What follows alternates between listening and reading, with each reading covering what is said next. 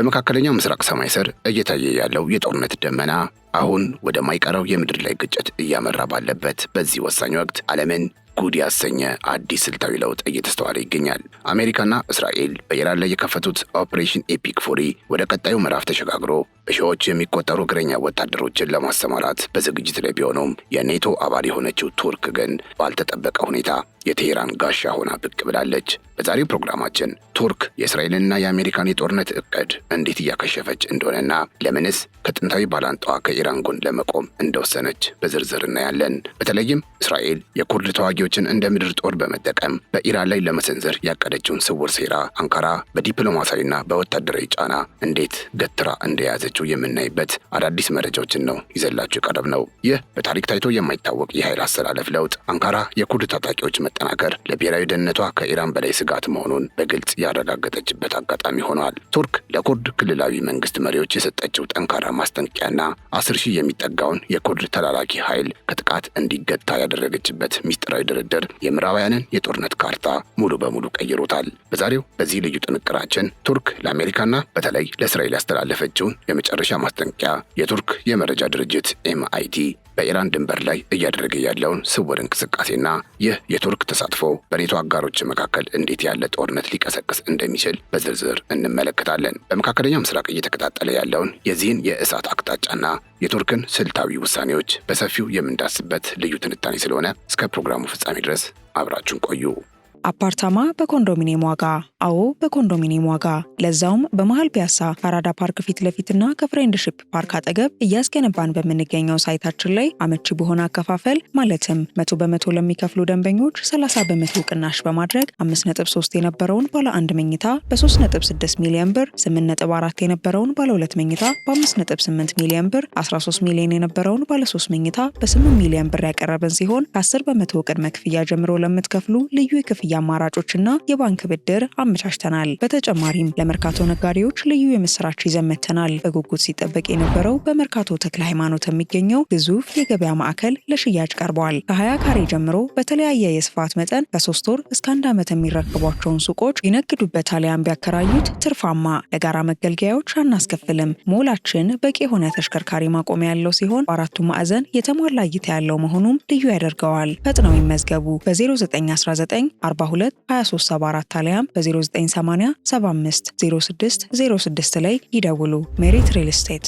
ቱርክ እስራኤልና አሜሪካ የኩርድ የታጠቁ ቡድኖችን በኢራን ላይ እንደ ምድር ጦር ለመጠቀም ያቀዱትን ስትራቴጂካዊ እቅድ ማክሸፏ ተሰምቷል። እስራኤል የኩርድ ቡድኖችን በማስታጠቅ ለምድር ወረራ ዝግጁ ለማድረግ ጥረት ብታደርግም የአንካራ መንግስት በሰጠው ጠንካራ ማስጠንቀቂያና ባደረገው ዲፕሎማሲያዊ ግፊት እቅዱ እንዲሰረዝ አድርጓል ተብሏል። እስራኤል በኢራንና በኢራቅ ድንበር ላይ የሚገኙ የኢራን ወታደራዊ ጦር ሰፈሮችን በቦምብ በመምታት ለኩርድ ተዋጊዎች መንገድ ለመጥረግ ብትሞክርም ቱርክ ሁኔታውን በቅርብ በመከታተል ጣልቃ ገብታለች። በዚህ ምክንያት እስራኤል 10,000 የሚጠጋ የኩርድ ተላላኪ ኃይልን በኢራን ላይ የማሰማራት እቅዷን እንድታቆም ተገዳለች ነው የተባለው። ቱርክ በኢራቅ የኩርዲስታን ክልላዊ መንግስት ከፍተኛ ባለስልጣናት ጋር ባደረገችው ውይይት የባርዛኒና የታላባኒ ቤተሰቦች በዚህ የእስራኤል ወጥመድ ውስጥ እንዳይወድቁ በጽኑ አሳስባለች ነው የተባለው። አንካራ ኩርዶች በዚህ ጦርነት ውስጥ የሚሳተፉ ከሆነ ምንም አይነት ድጋፍ እንደማታደርግላቸውና እንዲያውም ራሳቸውን ልትወጋ እንደምትችል በግልጽ በማሳወቋ የኩርድ ቡድኖች ከውሳኔያቸው እንዲገቱ ሆነዋል። በተጨማሪም ቱርክ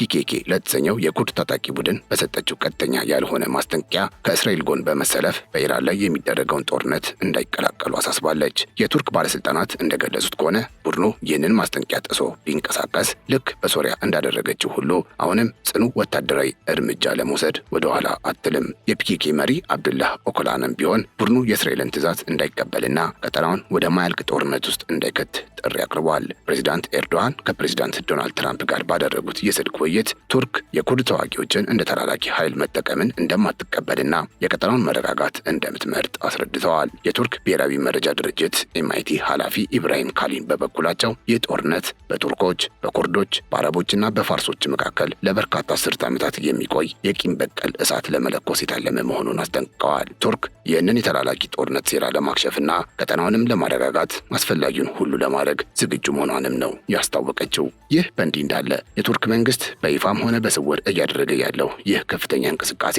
የቀጠናውን ወታደራዊ ሚዛን በእጅጉ እየቀየረው እንደሚገኝ ይታመናል። ቱርክ በታሪክ ባላንጧ ከነበረችው ቴህራን ጎን ለመቆም የመረጠችበት ድብቅ ምክንያትና ይህ ውሳኔ በአሜሪካና በእስራኤል የጦርነት እቅድ ላይ የሚፈጥረው ተጽዕኖ አሁንም የብዙዎች መነጋገሪያ ሆነዋል። ለመሆኑ ቱርክ ከኢራን ጎን ልትቆም የምትችለው በምን መስፈርት ነው? የአንካራስ ስልታዊ ፍላጎት በባለሙያዎች እንዴት ይተረጎማል? የሚለውን በዝርዝር እንመልከት። አሜሪካና እስራኤል በኢራን ላይ የከፈቱት የአየር ጥቃት አሁን ወደ ምድር ጦርነት ለማደግ በሚያቆለቁልበት በዚህ ወቅት የቱርክ አቋም ለብዙዎች ያልተጠበቀ እንቆቅልሽ እየሆነ መጥቷል። አንካራ በአሁኑ ሰዓት ከምዕራባውያን ወዳጆቿ ይልቅ ለጥንታዊ ባላንጣዋ ቴህራን የምታሳየው ስልታዊ ድጋፍ እየበረታ መሄዱ በዋሽንግተንና በቴልአቪቭ ዲፕሎማቶች ዘንድ ያልተጠበቀ ሆኖ ተገኝቷል። ይህ ለውጥ የመነጫው ከኢራን ፍቅር ሳይሆን ቱርክ ለብሔራዊ ደህንነቷ ዋነኛ ስጋት አድርጋ ከምትመለከተው የኩርድ ጉዳይ ጋር በቀጥታ ይያያዛል። ቱርክ የኢራን መንግስት መውደቅ በቀጠናው ላይ የሚፈጥረው የኃይል ክፍተት ለኩርድ የታጠቁ ቡድኖች ወርቃማ እድል እንደሚሆን በሚገባ ስለምትረዳ ይህንን ስጋት ለመመከት ኢራንን ለማገዝ እንደወሰነች ይነገራል። ቱርክ የኢራን መንግስት መዳከም በቀጥታ ታላቋ ኩርዲስታንን ለመመስረት ለሚሹ የታጠቁ ቡድኖች ትልቅ በር እንደሚከፍት ታምናለች። በተለይም በሰሜን ኢራቅ የሚገኙት የፔሽመርጋ ኃይሎችና በኢራን ውስጥ የሚንቀሳቀሰው የፒጃክ ቡድን የአሜሪካና የእስራኤል ተላላኪ የምድር ጦር ለመሆን የሚያሳዩት ጉልህ ፍላጎት በአንካራ ዘንድ እንደ ቀይ መስመር ተቀምጧል። ፕሬዚዳንት ኤርዶዋን ይህንን ስጋት አስመልክተው ለአሜሪካ ባስተላለፉት መልእክት ቱርክ በድንበሯ አቅራቢያ የሚታጠቅ ማንኛውንም የኩርድ ኃይል እንደ ሽብርተኛ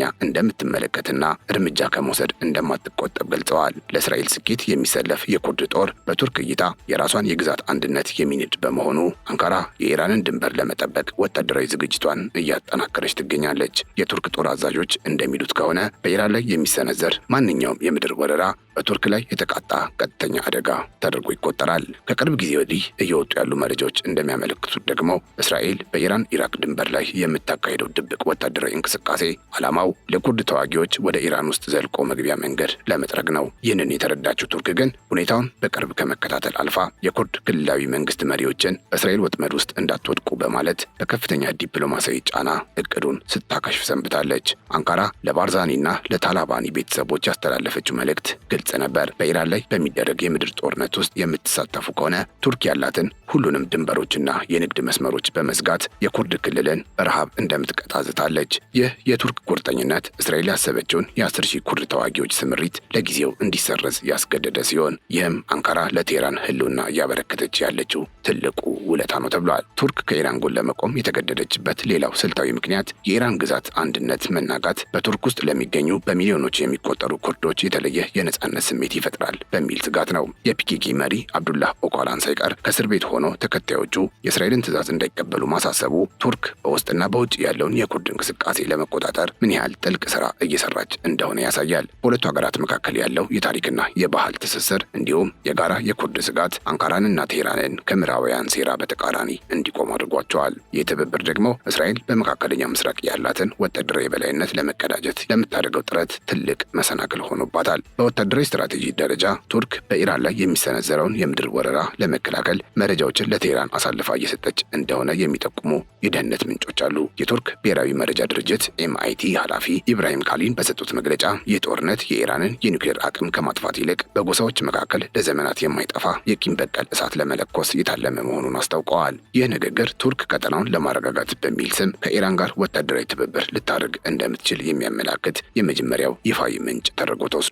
ቱርክ የምታደርገው የስለላ መረጃ ልውውጥ የአሜሪካና የእስራኤልን ስውር እንቅስቃሴዎች ለኢራን በማጋለጥ የምድር ወረራው ሳይጀመር እንዲኮራሽ እያደረገ ነው። ይህ ደግሞ በኔቶ አባላት መካከል ያለውን መተማመን ወደ ከፋ ደረጃ ያወረደው ቢሆንም ቱርክ ለብሔራዊ ደህንነቷ ቅድሚያ እንደሰጠች ማሳያ ነው። እስራኤል በበኩሏ ኩርድን በመጠቀም ኢራንን ከውስጥ ለማዳከም ያላትን እቅድ በቱርክ ተቃውሞ ምክንያት ማስተካከል ቢኖርባትም አሁንም በድብቅ በሺዎች የሚቆጠሩ ተዋጊዎችን ለማሰማራት እየሞከረች እንደሆነ ይነገራል።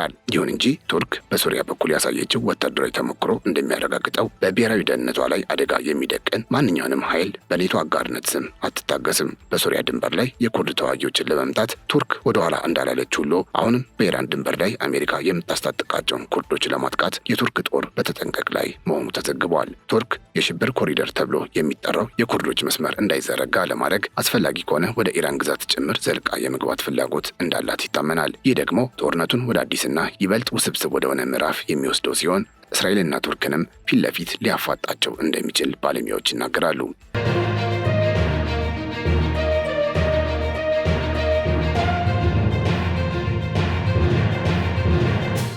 ይህ የቱርክ እሾህ የተባለው ወታደራዊ ተሳትፎ በአሁኑ ወቅት ለኔቶም የራስ ምታት መሆኑ አልቀረም። ቱርክ የአሜሪካ የረጅም ጊዜ የጥቅም ወዳጅ ብትሆንም በድንበሯ ላይ የኩርድ ተዋጊዎች መጠናከር ግን ለህልውና የመጣ አደጋ ነው በሚል በፍጹም አትቀበለውም። ኩርዶች በኢራን ነጻ ሀገር ከመሰረቱ የኔንም መሬት መውሰዳቸው አይቀሬ ነው በሚል ስጋት ቱርክ በአሜሪካ የሚደገፉትን ኩርዶች በማንኛውም ሰዓት ልትመታ ትችላለች ተብሎ ይፈራል። ይህ ደግሞ በታሪክ ታይቶ በማይታወቅ ሁኔታ በሁለት የኔቶ አጋሮች መካከል ቀጥተኛ ጦርነት ሊቀሰቀስ የሚችልበትን እጅግ አስፈሪ እድል በሰፊው ከፍቶታል። አንካራ ለብሔራዊ ደህንነቷ ስትል ከዋሽንግተን ጋር ለመጋጨት መወሰኗ በመካከለኛው ምስራቅ ለዘመናት የቆየውን የምዕራባውያን ወታደራዊ ህብረት እስከ ወዲያኛው ሊያፈርሰው የሚችል ትልቅ ፈንጂ ሆኗል። በዚህ ምክንያት ቱርክ በኢራን ላይ የሚከፈተውን የምድር ወረራ ለማደናቀፍ የምትወስደው እርምጃ የቀጠናውን ብቻ ሳይሆን የዓለምን የኃይል አሰላለፍ የሚቀይር ሆኗል። ይህ የቱርክ አቋም በዋሽንግተንና በአንካራ መካከል ያለውን ግንኙነት ወደ ታሪካዊ ዝቅተኛ ደረጃ እንዳወረደውም ይታመናል። ፕሬዚዳንት ትራምፕ የቱርክን ስጋት ችላ በማለት የምድር ወረራውን ከገፉበት ቱርክ የኢንጀርሊንክ የጦር ሰፈርን ጨምሮ አሜሪካ በግዛቷ ላይ የምትጠቀምባቸውን ስልታዊ ቦታዎች ልትዘጋ እንደምትችል ማስጠንቀቂያ ሰጥታለች። ይህ ደግሞ አሜሪካ በኢራን ላይ የምታደርገውን የአየርና የሎጂስቲክስ የበላይነት በከፍተኛ ሁኔታ የሚያዳክም በመሆኑ ዋሽንግተን በቱርክና በእስራኤል ፍላጎት መካከል እንድትወጠር አድርጓታል። አሜሪካ ለኩርዶች የምትሰጠው ወታደራዊ ድጋፍ ለቱርክ እንደ ክህደት የሚቆጠር ሲሆን ይህ ደግሞ አንካራን ወደ ሩሲያና ቻይና ጎራ ይበልጥ እንዲጠጉ ሊያደርጋቸው ይችላል። ቱርክ ለኔቶ ያላትን ታማኝነት ጥያቄ ውስጥ በማስገባት ለኢራን ያሳየችው ይህ ድጋፍ በመካከለኛው ምስራቅ አዲስ የኃይል አሰላለፍ መፈጠሩን የሚያረጋግጥ እንደሆነም ተነግሯል። በሌላ በኩል ቱርክና ኢራን በኢኮኖሚና በኃይል አቅርቦት ረገድ ያላቸው ጥብቅ ትስስር አንካራን ወደ ቴህራን ይበልጥ ይገፋታል ይባላል። ኢራን ለቱርክ ኢንዱስትሪዎች ወሳኝ የሆነውን የተፈጥሮ ጋዝ በብዛት የምታቀርብ ሀገር በመሆኗ የኢራን ኢኮኖሚ መፈራረስ በቱርክ ላይ ከፍተኛ የኃይል ቀውስና የዋጋ ግሽበት ያስከትላል። ከዚህ በተጨማሪም በጦርነቱ ምክንያት ሊፈጠር የሚችለው በሚሊዮን የሚቆጠሩ ስደተኞች ፍሰት ቱርክን ሊያጥለቀልቃት ስለሚችል ይህንን ቀውስ አስቀድሞ ለመከላከል ሲባል ብቻ ቱርክ የኢራን መንግስት እንዲወድቅ አስፈላጊውን ድጋፍ ታደርጋለች ሲሉ ባለሙያዎች ይናገራሉ። ለቱርክ መረጋጋት የኢራን ሰላም ወሳኝ መሆኑን የኢኮኖሚ ባለሙያዎች የሚስማሙ ሲሆን ይህም አንካራን ከምዕራባውያን ማዕቀብ በተቃራኒ እንድትቆም አድርጓታል። የኢራን ኢኮኖሚያዊ ውድቀት ማለት ለቱርክ አዲስ የኢኮኖሚ ጦርነት መከፈት ማለት በመሆኑ አንካራ በቴህራን ላይ ፊቷን እንዳታዞር ከሚያደርገው ምክንያት ውስጥ አንዱ ነው ተብሎ ይታመናል። ከዚህ ባሻገር ቱርክ የምዕራባውያን አጋር ብቻ ሆና ከመቀጠል ይልቅ በመካከለኛው ምስራቅ የራሷን የኃይል ሚዛን ለመፍጠር እየሰራች እንደምትገኝም ይነገራል። የቱርክ ባለስልጣናት እንደሚሉት እስራኤል በክልሉ የምታደርገው እንቅስቃሴ የቱርክንም የግዛት አንድነት በረጅም ጊዜ አደጋ ላይ የሚጥል ነው።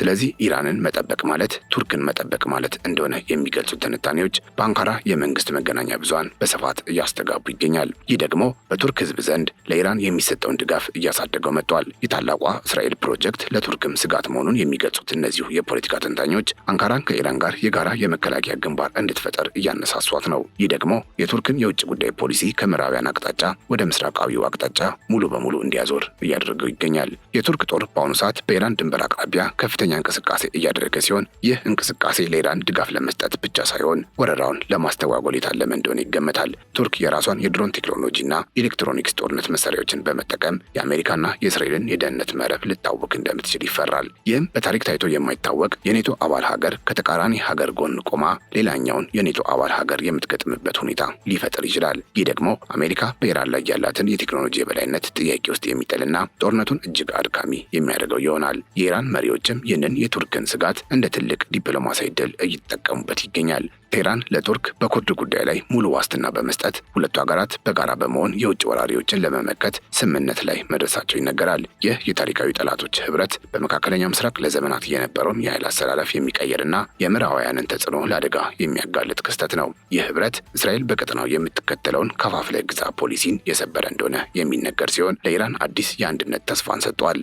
በዚህም የኢራንና የቱርክ መቀራረብ በመካከለኛው ምስራቅ የኃይል ሚዛን ላይ ትልቅ ለውጥ እያመጣ ነው። በተለይም ከሽብር ነፃ የሆነች ቱርክ የሚለው የመንግስት አዲሱ መርሃ ግብር ስኬታማ እንዲሆን በኢራን ውስጥ የሚንቀሳቀሱ የኩርድ ታጣቂዎች ትጥቅ መፍታት አለባቸው። ይህ ደግሞ ሊሳካ የሚችለው ከኢራን መንግስት ጋር በመተባበር ብቻ መሆኑን አንካራ በሚገባ ትረዳለች። አሜሪካ ኩርዶችን እያስታጠቀች ባለችበት ሁኔታ ቱርክ ከዋሽንግተን ጎን ትቆማለች ብሎ ማሰብ የዋህነት ነው። ይልቁንም ቱርክ የኢራንን ድንበር በመጠበቅ የኩርድ ተዋጊዎች እንዳያልፉ የማድረግ ሚና ልትጫወት ትችላለች። የቱርክ መንግስት በውስጥ ሰላም ለማምጣት የሚያደርገው ጥረት ከኢራን ጋር ያለውን ወታደራዊ ትብብር ይበልጥ አስፈላጊ ያደርገዋል። አሜሪካ ኩርዶችን በመርዳት ኢራንን ለመውጋት የምታደርገው ጥረት አንካራን ማስቆጣቱ አልቀረም። ይህ ደግሞ ለቱርክ የረጅም ጊዜ ብሔራዊ ጥቅም ወሳኝ እርምጃ አድርጎታል። የቱርክ መገናኛ ብዙሃን አጽንኦት እየሰጡበት ያለው ሌላው ነጥብ ደግሞ እስራኤል ኢራንን ካሸነፈች ቀጣዩ ኢላማዋ ቱርክ ልትሆን እንደምትችል ነው። ይህ የታላቋ እስራኤል መስፋፋት ስጋት በቱርክ ብሔርተኞች ዘንድ ሰፊ ተቀባይነት እያገኘ ነው። በዚህ ምክንያት ቱርክ የምትወስደው ማንኛውም እርምጃ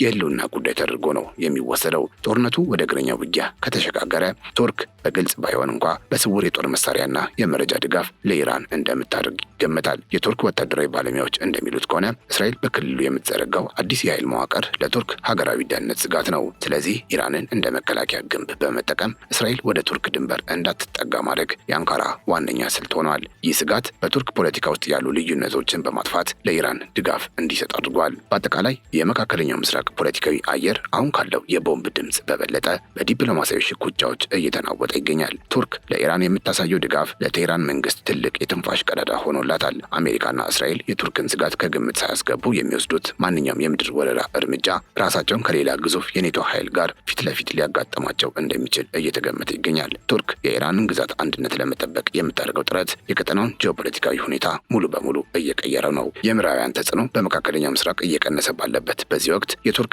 የኢራን ህብረት አዲስ ኃይል ሆኖ እየወጣ ነው። ጦርነቱ የምድር ላይ ውጊያ ሲጀመር የቱርክ ወታደራዊና ዲፕሎማሲ አቋም ለኢራን ህልውና ወሳኝ የሚሆንበት እድል እጅግ ሰፊ ሆኗል። ለዚህም ነው ቱርክ በአሁኑ ሰዓት የቀጠናው ሰላም አስከባሪ መስላ ብቅ ያለችው።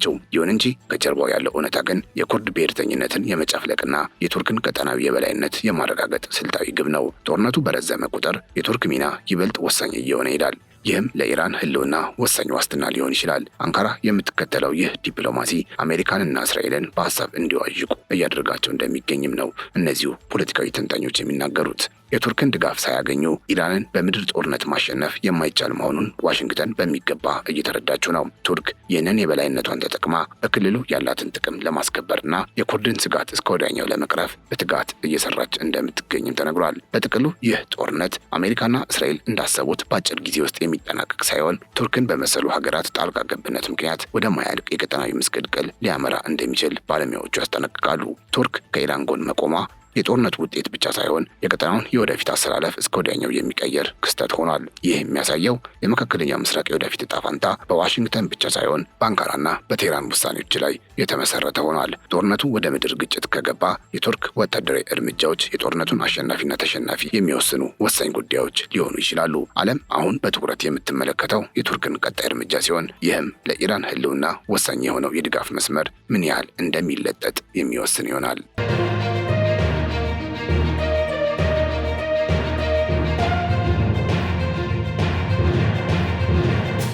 የተከበራችሁ የገበያ ሚዲያ ቤተሰቦቻችን ለዛሬ ያዘጋጀንላችሁ ልዩ ጥንቅር ይህንን ይመስል ነበር። አብራችሁን ስለነበራችሁ እጅግ እናመሰግናለን። ቻናላችንን ሰብስክራይብ፣ ይህን ቪዲዮ ላይክ እንድታደርጉም በአክብሮት እንጠይቃችኋለን። በያላችሁበት ሰላም።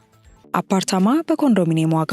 አዎ በኮንዶሚኒየም ዋጋ፣ ለዛውም በመሃል ፒያሳ ከአራዳ ፓርክ ፊት ለፊትና ከፍሬንድሺፕ ፓርክ አጠገብ እያስገነባን በምንገኘው ሳይታችን ላይ አመቺ በሆነ አከፋፈል ማለትም 100% ለሚከፍሉ ደንበኞች 30% ቅናሽ በማድረግ 5.3 የነበረውን ባለ 1 መኝታ በ3.6 ሚሊዮን ብር፣ 8.4 የነበረውን ባለ 2 መኝታ በ5.8 ሚሊዮን ብር፣ 13 ሚሊዮን የነበረውን ባለ 3 መኝታ በ8 ሚሊዮን ብር ያቀረብን ሲሆን ከ10% ቅድመ ክፍያ ጀምሮ ለምትከፍሉ ልዩ የክፍያ አማራጮችና የባንክ ብድር አመቻችተናል። በተጨማሪም ለመርካቶ ነጋዴዎች ልዩ የምስራች ይዘን መጥተናል። በጉጉት ሲጠበቅ የነበረው በመርካቶ ተክለ ሃይማኖት የሚገኘው ግዙፍ የገበያ ማዕከል ለሽያጭ ቀርበዋል። ከ20 ካሬ ጀምሮ በተለያየ የስፋት መጠን ከ3 ወር እስከ 1 ዓመት የሚረከቧቸውን ሱቆች ይነግዱበት አሊያም ቢያከራዩት ትርፋማ። ለጋራ መገልገያዎች አናስከፍልም። ሞላችን በቂ የሆነ ተሽከርካሪ ማቆሚያ ያለው ሲሆን በአራቱ ማዕዘን የተሟላ እይታ ያለው መሆኑም ልዩ ያደርገዋል። ፈጥነው ይመዝገቡ። በ0919 42 2374 አሊያም በ0980